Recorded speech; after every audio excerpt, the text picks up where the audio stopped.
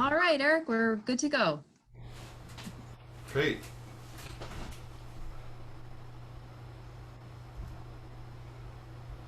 Share my screen. Start there, right? So I introduce myself. Hi, everyone. I'm Dr. Eric Rasmussen. I chair the Early Childhood Music program at Peabody, but I've been mentoring teachers for maybe 30 some years, although not as much lately. But I work in Baltimore City and have worked in choral, general music, but I started out in instrumental music. And that's probably enough to know about me, but I've developed an interesting method. But the purpose of the seminar was really to look at what we think is the most important thing now that we've kind of changed context, and that was the main theme of last week's hour. I'm going to go quickly through some of the slides, or all of the slides from last week, sharing my screen here. And so I'm supposed to help you through new times, and I don't know how to do that, but I'll pretend. So we started this inquiry a little bit last week and started to consider the context inside which we make these content choices for your classrooms. So the context was the first thing I did was to just set you up, like, what's your purpose? So think about why you really want to listen to me or anybody about teaching music. What are the most important components of a music curriculum? You can probably read better than I can talk. And what makes the most difference in advancing music development in a child? Those are the things that guide me when I'm looking at what content I'm choosing. So we want to take stock of it and reevaluate, what are the choices you have made? And why did you make them? Where did they come from? Are they from a college course? Are they from, the higher ups in your building? Are they from, your music supervisor? And why are they important to you? Just keep your job? Or is it because they really advance a child's musicianship? So, like, what purpose? And think about those things. You might want to even pause the video and write some down. So what's missing, and I had already spilled the beans before we even started, it's the most underrated concept in education, and that is context. So there's context, there's broader context for things, and then there's some other contexts we're going to look at a little bit later, more specifically music content related. So what is the context for some music content? All right, so let's look at context as the circumstances that form the setting for an event, statement, or idea, and in terms of which it can be fully understood and assessed. I don't know if what I just said makes sense to me in my mind. I think it's late on a Tuesday night, and I'm speaking to you. So if you don't have context, you just can't understand, anything. Like, what's the letter T, or what's the sound T mean? It could be, well, the letter T. It could be tea you drink, or it could be, tea, right? It could be that tea, but it's not tea. Anybody thirsty? Here, have some. That makes no sense, right? They're making fun of the tones in do a deer, right? So tea, what does it mean? Right? It could be a golf tee. So without context, we don't know what tea means. And it'll bring more meaning if I talk about a golf tee if we're out on the golf course and playing golf rather than talking about it. Which is kind of a weird example, but there you have it. All right, keep going here. So context gives content more meaning. Context is just as important as content, and everything that you produce is a marketing. So this is in a marketing context. Without it, your intent, message, or call to action loses meaning. When you lose those, you lose clicks, readers, and potential customers. So what happens if you lose context in education? You lose learning. So it's critical. Without it, there can only be cursory understanding or imitation at best. Somebody could speak to me in a different language, and I could copy them and mimic what they're saying. You know, I don't even want to pretend to say something. But you know, I could speak in a funny accent with a foreign language that I may have heard, and there's no meaning in it, even if I say the right words. So anyway, we want to explore a little bit of how context affects learning. So, what is the broader context inside which your content was chosen? We touched on that.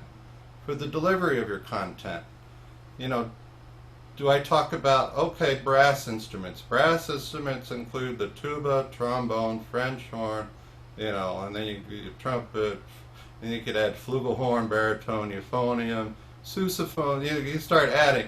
You know, I could list all these instruments and maybe just do the first, you know, 4 and talk about them. But what's better is what?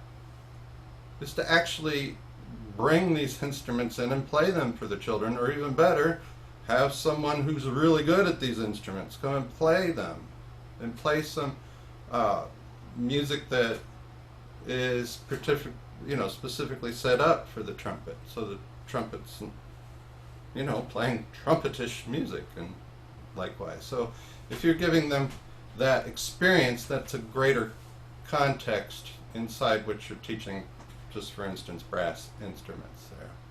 I like to teach brass instruments this way: a trumpet, trombone, tuba, right? French horn, because they all buzz your lips to make the vibration. Well, you can tell I teach 7 and 8-year-olds, right? But they think that's funny. But I play them. You know, it's great if you can play them live, but I play them, you know, over the Zoom just a little bit. And of course, you can always pick some videos, but that's not as fun and not as great a context as if they're watching someone who's an expert on their horn. That's so much better, right? You get the vibration in the room, not just speakers. And then I'm going on a little bit more about context because I think it's just so critical, but you know, I just spoke to this inside which students can best understand your content. What is the context for, you know, and those real life experiences, I think, can provide that. So we hit on this pretty hard. So let's look at last week. But content, any kind of information that does any of these things, right? Persuades, motivates, convinces, and we've done this, all of us, at some point in our career, unless you're a god. And like, you can even use content to instill fear. Any information at all is content, right? But the context inside those, how we share that information, is critical. So let's look more specifically in music content. So we named these elements last week, and you know, style is context related, right? The difference between playing syncopation, you know, in New Orleans style, and syncopation, say, in Afro-Cuban style. Hi, Camila. Thanks for joining us. And these are things we spoke about last week. You know, dynamics is context specific as well, right? Because a Mahler forte is not the same as, you know, a Bach forte, for instance. Timbre, context matters. If you're in Africa, vibrations sound better. Buzzes. They like drums that buzz, and log drums that buzz, not that don't have a pure tone quality to them. And then melody, tones, rhythm, and harmony, they have their own kinds of context, which I want to look at. So here's tonal content and context. Melodies are made up of tones and rhythms. Tones need a place to end, called a resting tone. Does this make any sense to you? And I pick somebody to answer, and they say, no, that makes no sense. And I say, does this make sense? I don't know what I played the first chord. And of course that makes more sense. Why? Because tones need a place to end called a resting tone. But why couldn't it be this resting tone?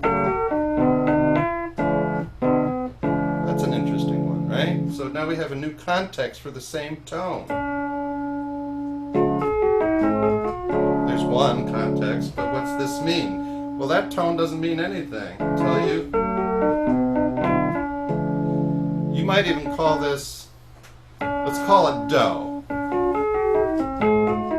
And do is the resting tone. But now that we've named do, what's do, mi, do? It's not necessarily,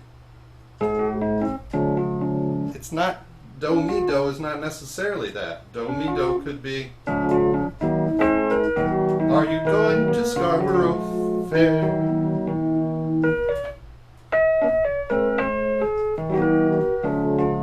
Do, mi, there's do, mi. It's a subtonic, do, mi, re. So do, mi changed from do, mi to come on, are you going to Scarborough Fair? Do, mi, there's do, mi. And now that same do, mi needs to go somewhere else to end. What can you do with a drunken sailor? Do, mi. Bow, bow, bow, Belinda, bow. Do, mi. It could be that do, mi. It could be dominant and Lydian. Do,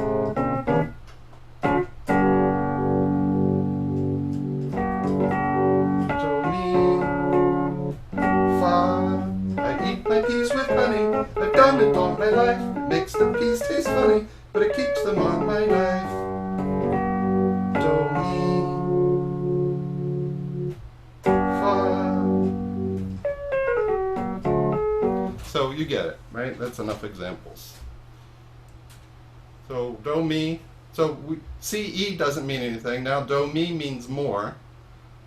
And do, and so mi also means even more when you've got a complete context for it to live inside, whether that context is major, Dorian, mixed, all the tonalities. All right. So once these contexts are understood and the resting tones can be named, we've got, right, two laws, because one's minor. Let's do law. Let's call this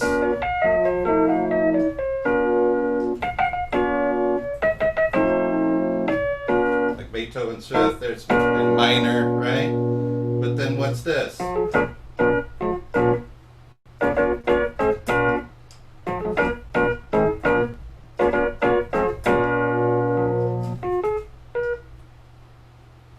Trying to think of another, but those are both, you could call it natural minor, but it doesn't ever have the dominant like minor. So I give two resting tone laws, one for Aeolian and one for minor.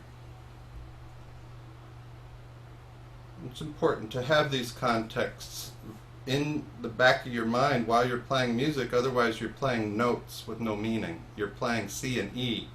And C and E don't mean anything. Do, mi might mean something, but it depends which resting tone, what context you put do, mi inside of. So it could be Lydian, could be Dorian, likely major or minor. Do, mi.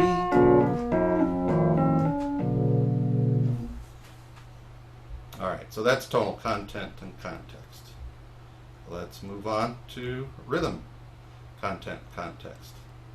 So, ba ba ba ba ba ba ba ba ba ba ba ba ba ba ba ba.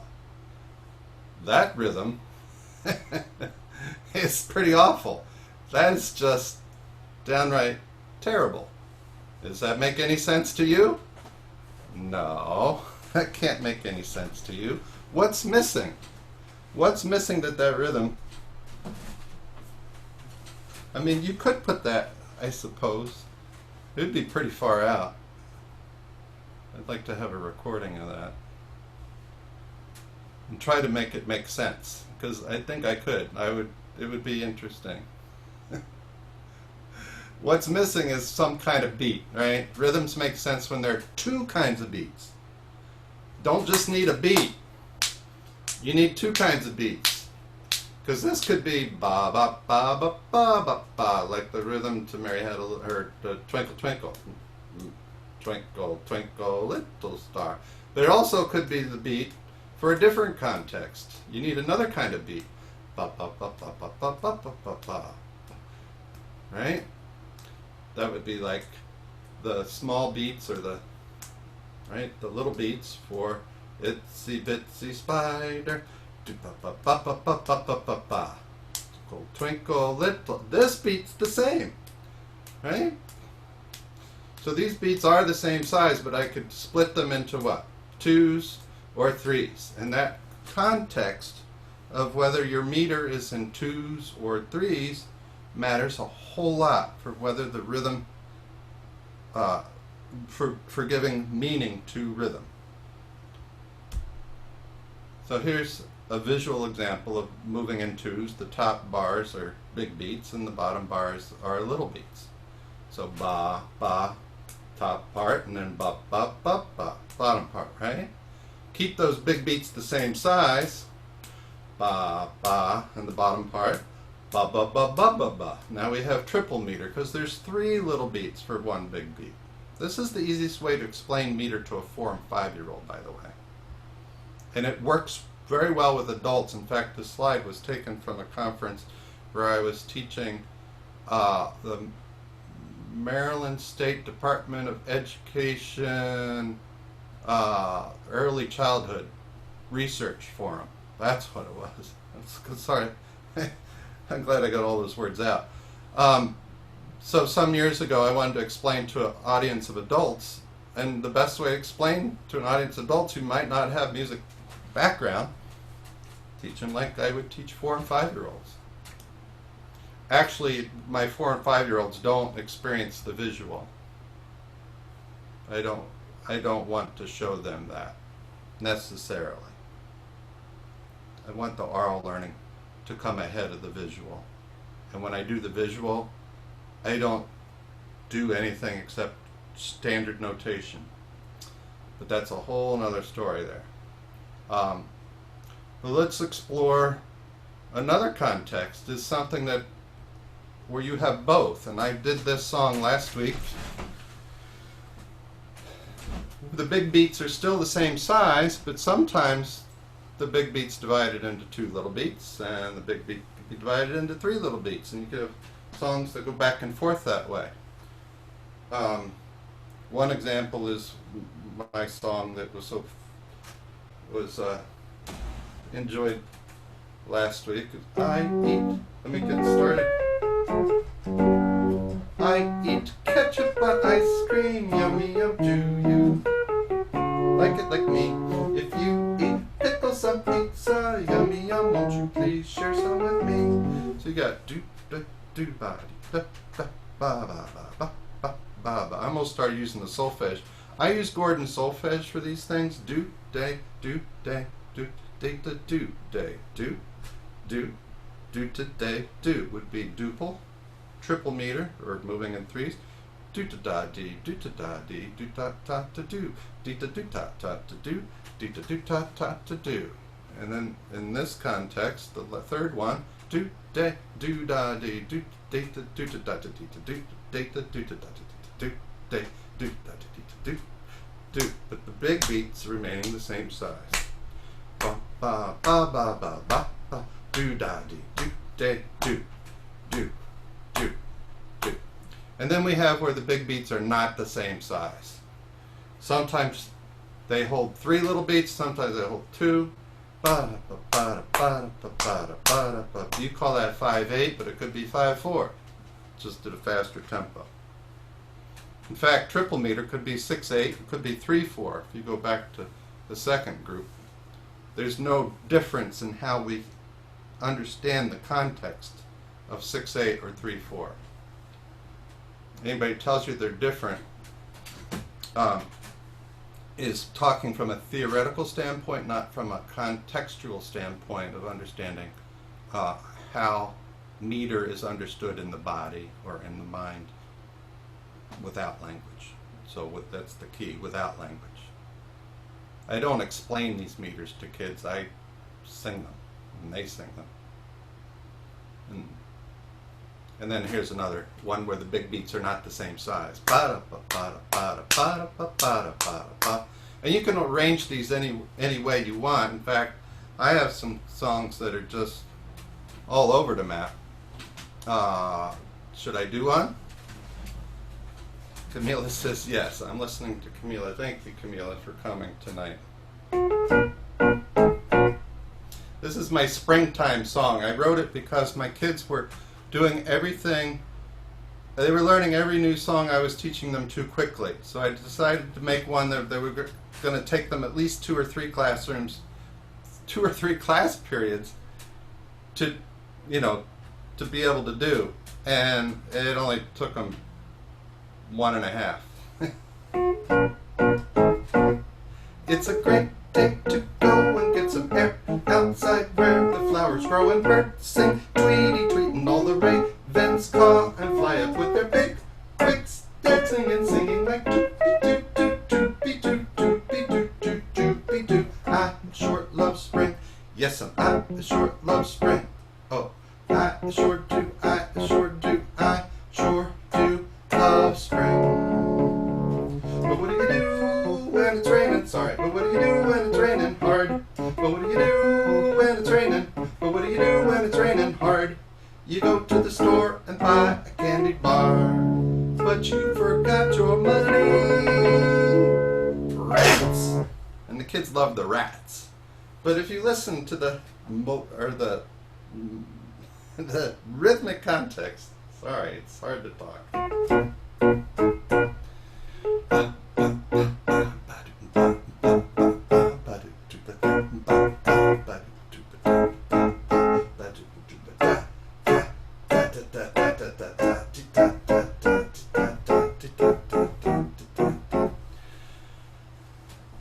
There's a lot going on.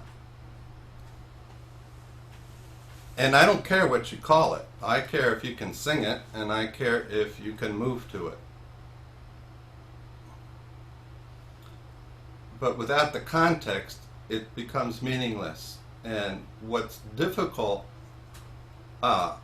would be to try to teach that to somebody who didn't already have a fair amount of grounding in the context of the last 2 meters here. But by the time my kindergarten and pre-K kids get to 1st grade, they've had a bunch of all these contexts for rhythm, and the more contexts you give them, the better they're going to understand others. So without black and white, green, yellow, and red, it's going to be hard to understand purple. You'll have more, if the whole world were purple. Somebody wrote a book about this. No, there's a chapter in Eric Bluestein's book.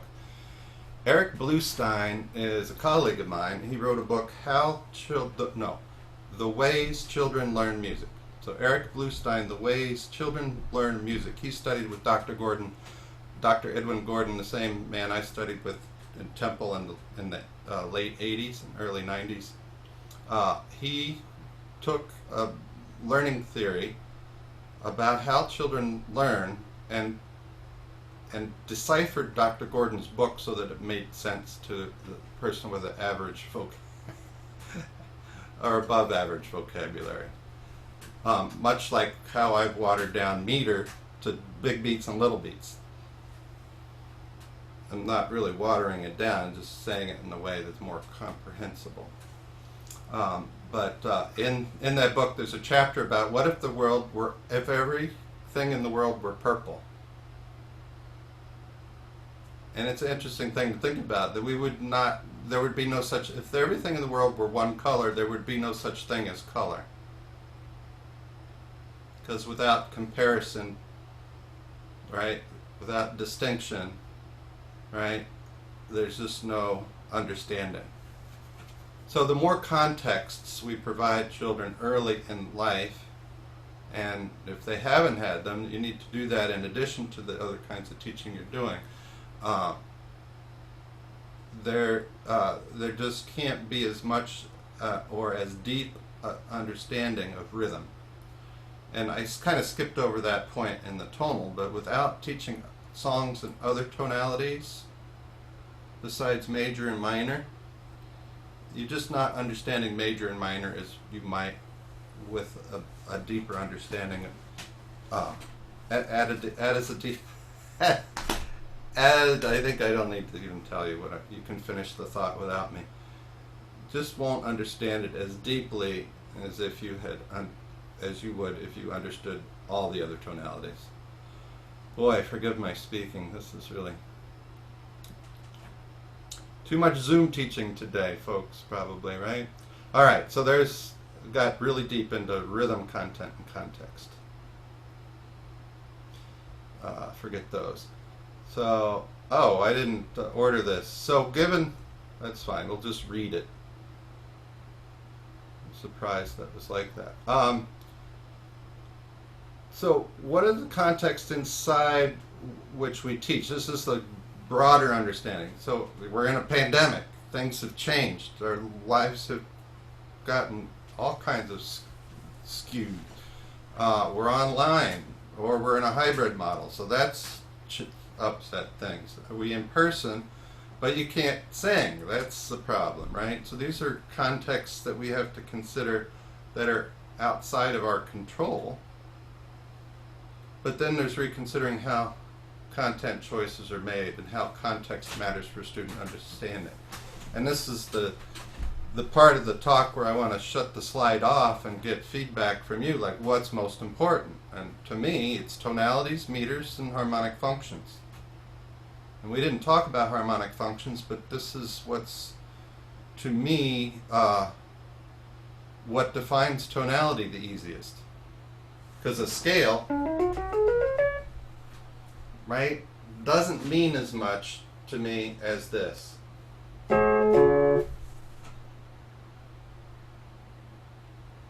That has a really strong, right? Or you could do it in minor.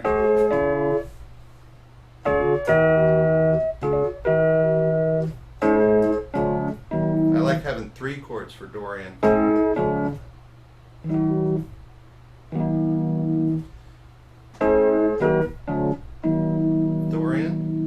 The reason I need 3 chords for Dorian is because we don't know that that's not Aeolian. You need the 4 chord to know it's Aeolian or Dorian. And then Mixolydian. You can do that pretty easily. So harmonic functions help define tonalities much better than a scale.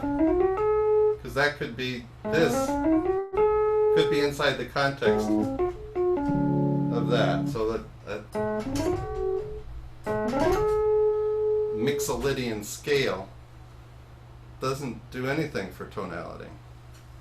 Unless you're inside something, right? Mixolydian scale is just something dominant. So given all that, what's most critical to teach? And this is where I kind of want everybody to tell me. Camila, do you want to be brave and say what do you think is most crucial to teach, whether we're inside these larger contexts or inside the music content contexts? Whether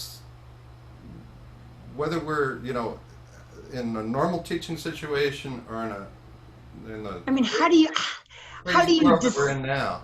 Yeah, how do you decide? I mean, because they're all important.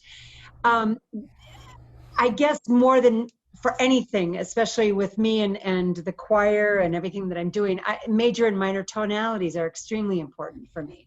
Yeah. So you want to have a deeper understanding of tonality. And what about this, the style of the pieces that you're playing? Exactly. I mean, that is so important. You know, it's hard to say because rhythm is so important on making sure that the style is correct and everything else too. So Yeah. Um, people are uh, are having to make choices. Well, I can't be there to put my fingers, to help somebody put their fingers on the violin the best, or you're in a choral situation. So, can you see their posture alignment, right? And to me, I've made my choices, and you make your choices, and my choices are right here: tonalities, meter, and harmonic functions.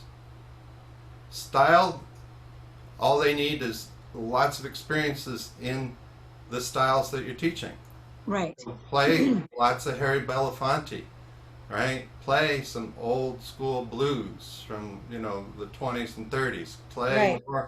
New Orleans marching music, right? Play jazz in the 30s and 40s. Play, you know, anything, but they just need whatever you decide is most critical for them, right? So if you And want, I have found with this online teaching that you have to literally just throw stuff, a variety of stuff at them, much more than what I did when I was face to face with them.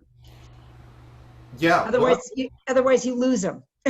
I think what you're doing is a little bit more of what I'm doing. I have these monster playlists, Yes. Hmm. and every week I have 25, to 30 minutes, maybe longer, of music that Right. I want them to listen to more than once, and it's all over the map.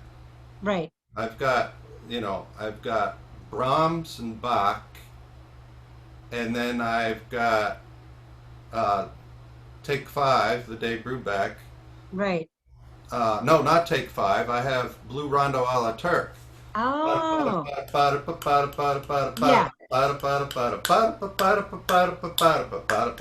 So I'm throwing kids who have never had me into this listening world of just deal with it. And they'll have to deal with it like a baby would ever listening to anyone sing. They're just absorbing and randomly responding, and later purposefully responding and learning to imitate, and then later breathing and moving to things, so that now they're bringing it and assimilating it into their own world to the point where now I can understand it. And then I know that I'm right or I'm wrong, or I know that you're right and wrong, like in tune or out of tune, or that was a wrong note and that, right? One of the things I did today, I said,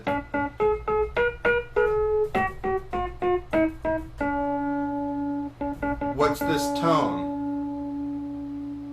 Right? And they know major and minor. So everybody knows that.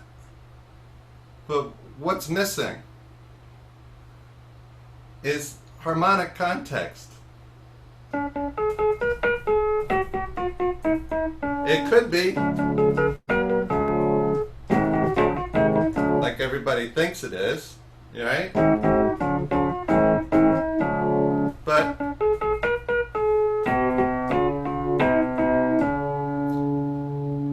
oh, I didn't change the melody.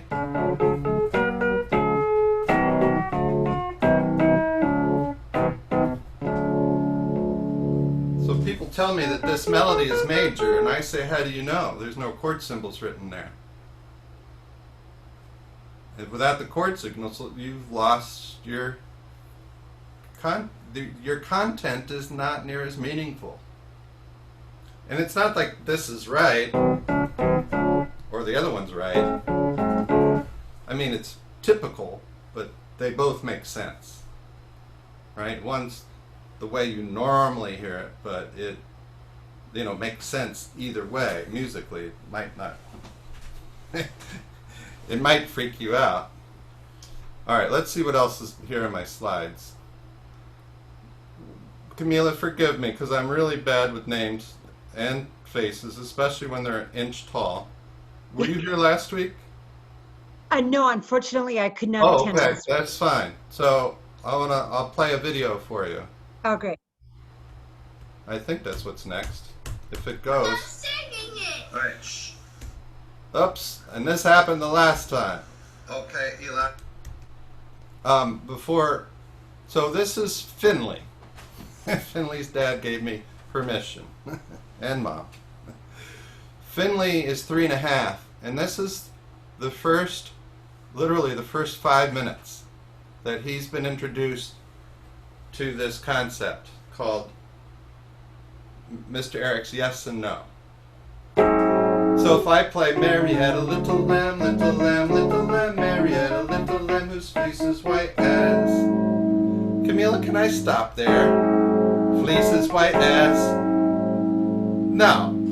No. And what some kids will say is, no, you have to end on snow. And I said, snow is the right word. Can I stop there? No, you have to end on snow. And some kid will sing it. I said, yes, that's the right word and the right tone. So we need an ending tone.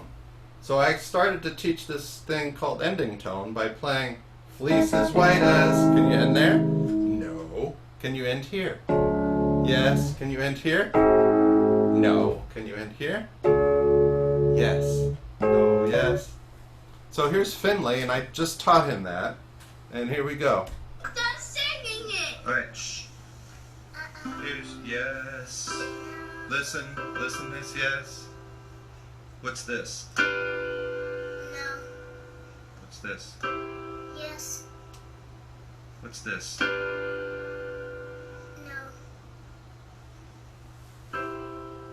Yes. Uh-oh. No.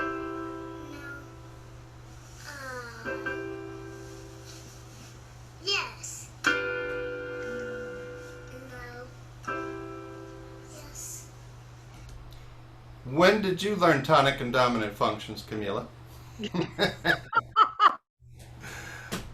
I learned them. I was lucky I learned them in high school. I had a good high school theory class.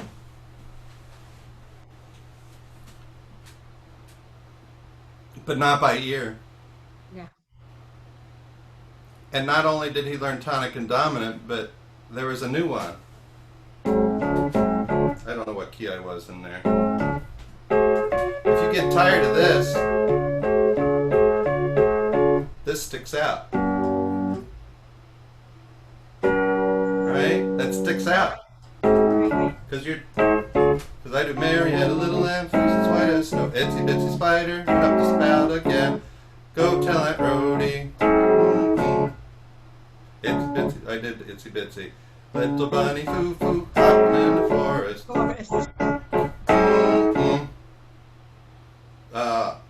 Wheels on the bus go round and round. No, they don't. Yes, they do. Yes. No, yes.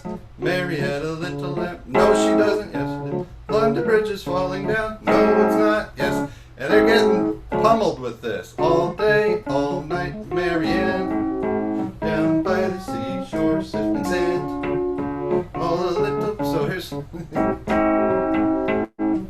no, no, no. Yes, yes. And you're getting all these songs that I play that have that and give them that experience. When you play, it sticks out like a sore thumb. Yes. So, we have a new one. And kids, what should we call it? This happened 10 or 15 years ago, maybe longer. I'm getting old. And they said, well, you just called it uh-oh. So this is no, and this is yes. No, yes, no, yes. Uh-oh. So let's go find some songs. Twinkle, twinkle, uh-oh, star. And I have to sing the roots. No, yes, no, yes. Twinkle, twinkle, uh-oh, star. Or another song like Ting-a-lay-yo, come little donkey, come, Ting-a-lay-yo. Come little donkey, come, me donkey eat, me donkey sleep, me donkey kick with his empty feet. Me donkey donkey eat, my donkey sleep, my donkey kick with his hind 2 feet. Sorry, tingle-lay-o, come little donkey come, tingle-lay-o, come little donkey come. Now you're gonna get tired of this. I do a top spaghetti covered with cheese. I lost my poor meatball when somebody sneezed. Rolled off the table, not to the floor, and then my poor meatball out of the door.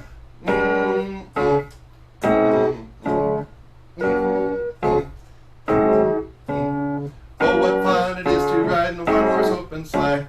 Ding-a-lay-o, in a one-horse open sleigh. Top spaghetti covered with cheese. And a one-horse open sleigh. And I start to realize and make the connections. So you're going, uh-oh, yes, no, yes. And if they're in verbal association, they're saying fa, do, so, do. They're singing the roots. Are you tired of this one yet? Because this is what happens. That sticks out like a sore thumb now. Yes. I don't care. No. Yes. And I don't care came from I don't care if I ever got back for it's root for the home team. 3 strikes you're out at the old. Which happens to be the song that is the most complicated that my 2nd graders can harmonize. Do do do do do do. Wait, sorry, do do do do. They can do it. I can't.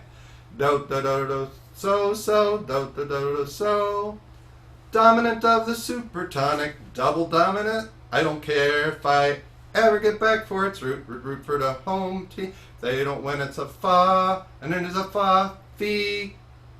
So they learn tonic with so in the bottom. So they're learning 1-6-4, but without any theory. Fa, fi, and that's just a funny sign for this. So, la, re, so, do. And la is 2 hands and a foot because it's the dominant of this. La, A7, D7, G7, C. So A, if you can imagine my foot.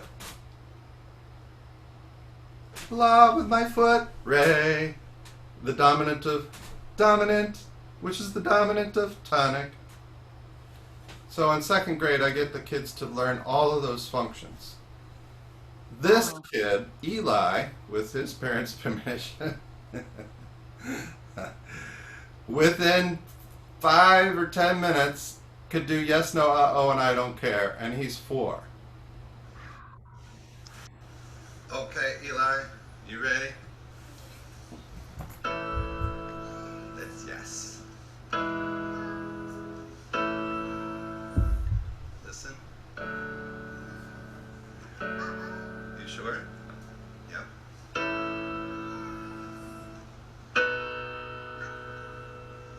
What did you say? Yes.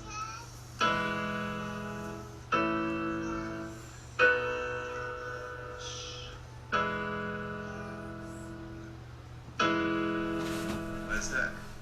No. What's that one? No. I'm throwing the bucket at him. But basically, you could hear him do that. Now, here are my 2nd graders.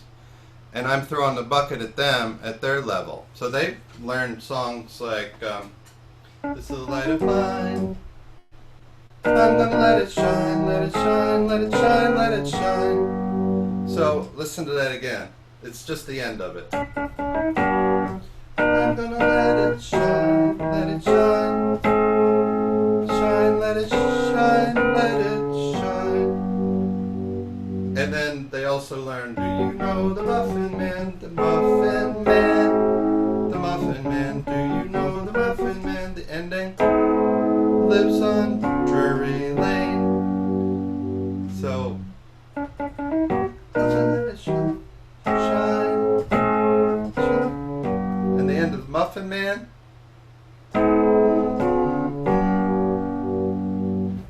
And they also know, rise up so early in the morning. Can't you hear the captain shouting? Where am I? Dying to blow your horn. And oh, can't you hear captain shouting? Right, dying to blow your horn. So they get.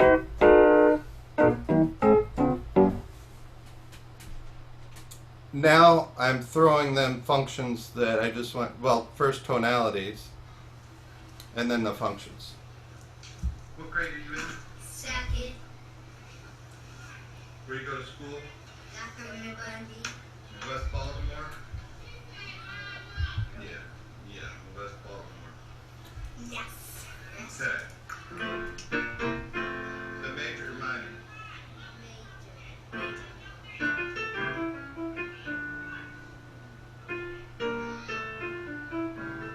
Major or minor?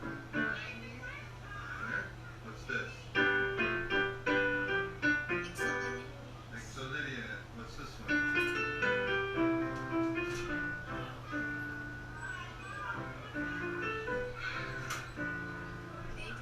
Re fa la. Re fa la. Re so re so la. So it's what? Just the tone re. Do or re. Alright, functions. Do, do, do. Ready? Fingers?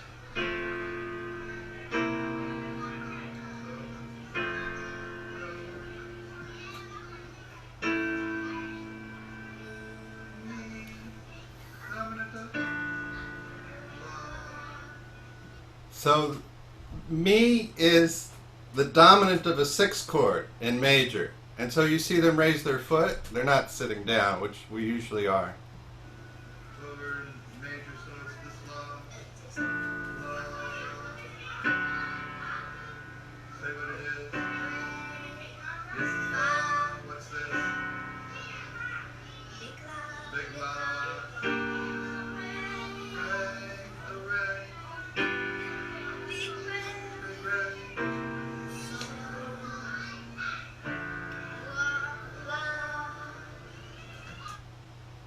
So big La is, if we're in C major, would be A7. Right. Now, the thing that's cool about big La is it can go here, buy me some peanuts, right? Buy me some peanuts, La, Re. But it also could be the triple dominant going to double dominant. A7 going to D7, rather than A7 going to D minor in C. Buy me some peanuts and Cracker Jack. I don't care if I ever get back towards root. Or it could be La, Re, So, Do. So big La, unless you already know the context of the song and you know what function you're going to, you know, then it's a more generic term. Big La, big Re, little Re. Rather than teaching them minor sounding or dominant sounding functions, they actually understand. So anyway, it's pretty extraordinary what these guys are able to do.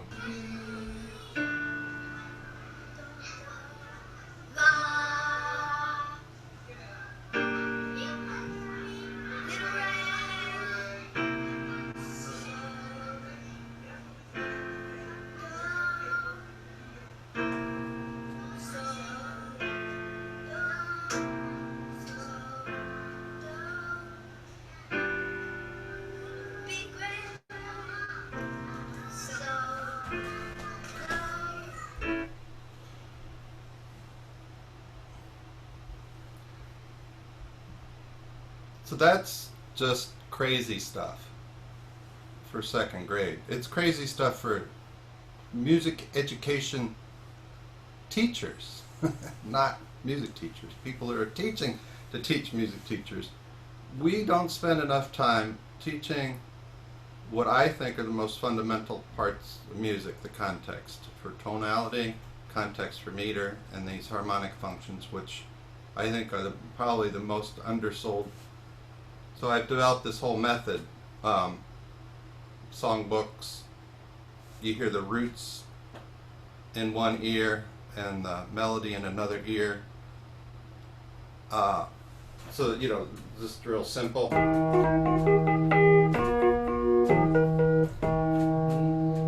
Is in one ear, and this is the other, but I do it for all of the songs that I've written and all of the songs that are in public domain I can get the rights to. Or there's some friends of mine who have written songs in crazy meters and tonalities, and I've borrowed them and gotten permission for them. So, so I was going to go through a little bit more of my sequence, but we really don't have a lot of time. Let me share quickly. Let me go back to sharing, just so you have a sense. All right, you don't, that's not the right thing to share. I want to share, not that, but the keynote again. So just like a song, Home on the Range, Give Me a Home, right? There's the melody with the functions written there. And then you got do, do, do, do, do, do, fa, fa, fa, do, re, so. Or yes, yes, yes, yes, oh, yes, I don't care, no. Right? And then there's another, like those are the roots, and you can do them with the syllables of solfege, or you do them with the functions. And over time, you know, they just, oh, give me a do, where the fa, fa, lo, roam, and the do, and the re, fa, lo, play, re, to, lo, play, right? Where seldom is do, a deforaging, not deforaging word, and the do, do, so, do, do, and they just think this is hilarious. And it's very, and it works. On the ones that are fun to do that way, I do them that way. So I have a whole sequence, and you maybe take a screenshot of everything here. Or maybe I can send the slides to Terry. Is that something? Yes. Can I send, or Marissa, do I send you Yeah, the just slide? you can And send you them to can- Marissa. Okay. Great. But this is my sequence for teaching songs, and then the singing the root melodies to those songs, and then I have audio files, right? And then the tonal patterns that go with them, and then the other tonalities, you know, and all this stuff. So all the things that I have used in my teaching.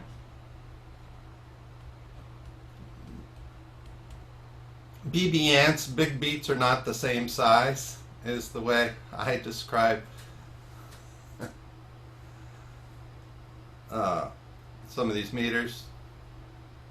2 BB ants is 5/8, 3 BB ants is 7/8. Then I have a spreadsheet that I'll, you know, you can have the link in the, but, you know, just to sign off, content is meaningless without the context, right? Tones and rhythms without tonality and meter are next to meaningless. So you need to be able to teach and have children understand tonality and meter, and how you understand one tonality is that it's not the other tonalities. And the more tonalities you learn, the better you'll understand the tonality you're in. And then, as you know, people teach scales all over the place, and I just think we should be teaching tonal context more effectively by using harmonic functions. And then we have to consider a greater context outside of the music content and the context from which you're teaching. That's important to consider too. We're not throwing all this stuff out that's so critical. But this is a quote that I end all of my presentations with. It's been 5 years, but I think children know how to learn better than we'll ever know how to teach them. So all of this is based on what the children demanded of me, or asked, you know, told me they were ready for. So they were ready for stuff that I wasn't ready to teach. Why? I can't find my cursor. I want to stop sharing. Where's my cursor? Hello, cursor. My cursor is missing. Can I escape? Yes. But they were asking me to feed them the next functions, and I had to go learn songs. And I could play them theoretically, but they were learning them through their audiation, through their understanding. And so I want to just stir the waters up, which is I started to last week, and just stir the waters up and have it percolate despite all the nonsense that we're having to deal with, online teaching, you know, principals under a lot of pressure for health and other reasons, and, you know, all kinds of problems that we don't have any choice about. What can we make choices about? And this is something I've been able to teach online effectively. I'd rather be in the classroom, but if this is the most important thing, you know, make the choice and go for it. Whatever's most important to you, that's what we should be teaching in this time of pandemic. So thank you for attending. Thank you, Terry. Thank you, Marissa, for hosting. If anybody wants to be in touch, I do have where is my email here? Where is it? Somewhere here. There it is. Teach music to kids. Oh, you can't see it unless I share. My email, teachmusictokids@gmail.com. And there's also a link to my contents of my music book. If you do bit.ly, Dr. Eric's music book. And I'll send that in the slide to Marissa. Thank you so much, Eric. Thank you very much. Thank you. Go enjoy or not the debates. Maybe I'll watch baseball.